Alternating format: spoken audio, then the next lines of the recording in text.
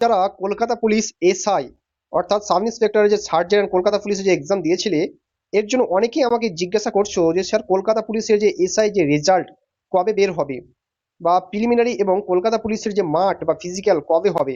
তা আজকে ভিডিওটা আমি ডিটেলসে তোমাদেরকে সেটাই বলবো। তো বন্ধুরা, তোমরা ভিডিওটা শেষ পর্যন্ত দেখো, এবং যারা যারা আমার চ্যানেলে নতুন এসছো বা নতুন অবশ্যই চ্যানেলটিকে সাবস্ক্রাইব করে রাখবে ও পাশের বেল আইকনটি অবশ্যই অবশ্যই ক্লিক করে রাখো।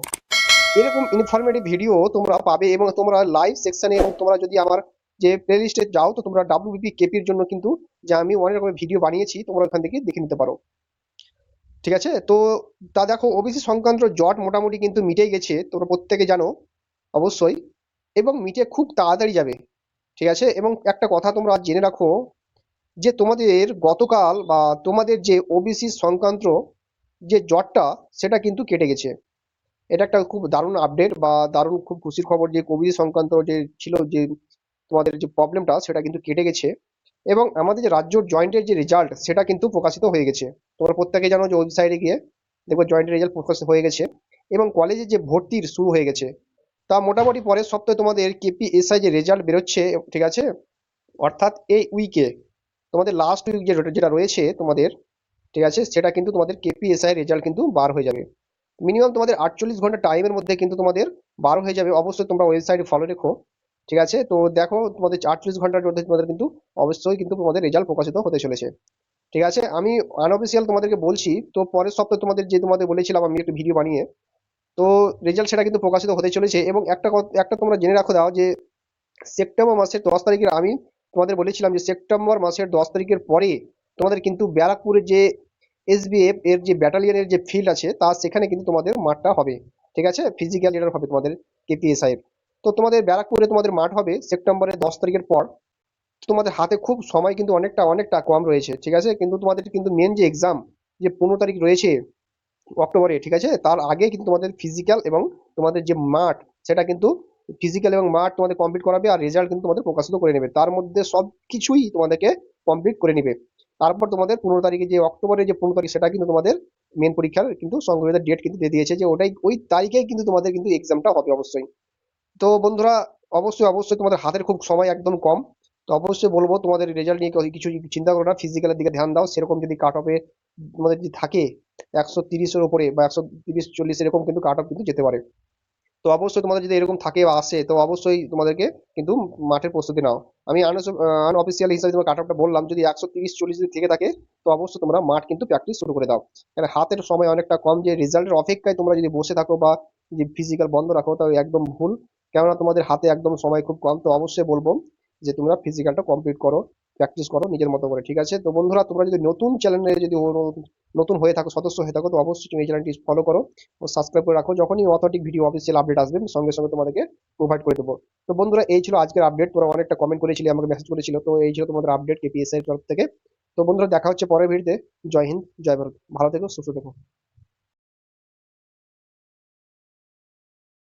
এরকম ইনফরমেটিভ ভিডিও তোমরা পাবে, এবং তোমরা লাইভ সেকশনে, এবং তোমরা যদি আমার যে প্লেলিস্টে যাও তো তোমরা ডাব্লিউবিপি কেপির জন্য কিন্তু যে আমি অনেক রকমের ভিডিও বানিয়েছি, তোমরা ওখান থেকে দেখে নিতে পারো।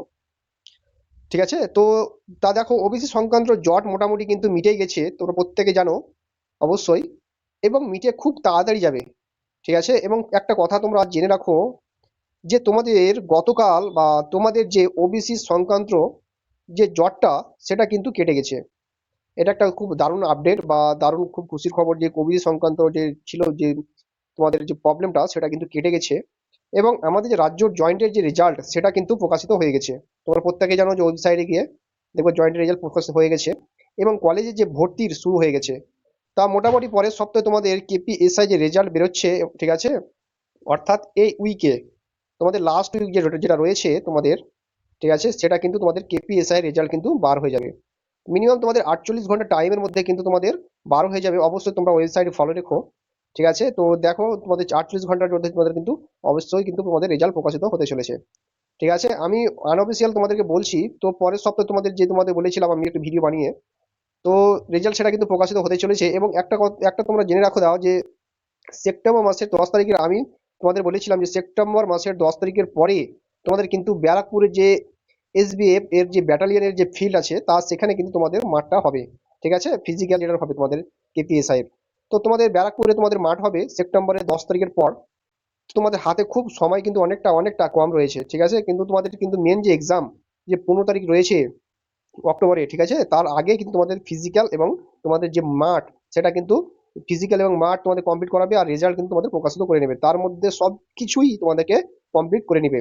তারপর তোমাদের 15 তারিখে, যে অক্টোবরের যে 15 তারিখ, সেটা কিন্তু তোমাদের মেন পরীক্ষার কিন্তু সংগ্রহের ডেট কিন্তু দিয়ে দিয়েছে, যে ওটাই ওই তারিখেই কিন্তু তোমাদের কিন্তু এক্সামটা হবে অবশ্যই। তো বন্ধুরা, অবশ্যই অবশ্যই তোমাদের হাতের খুব সময় একদম কম।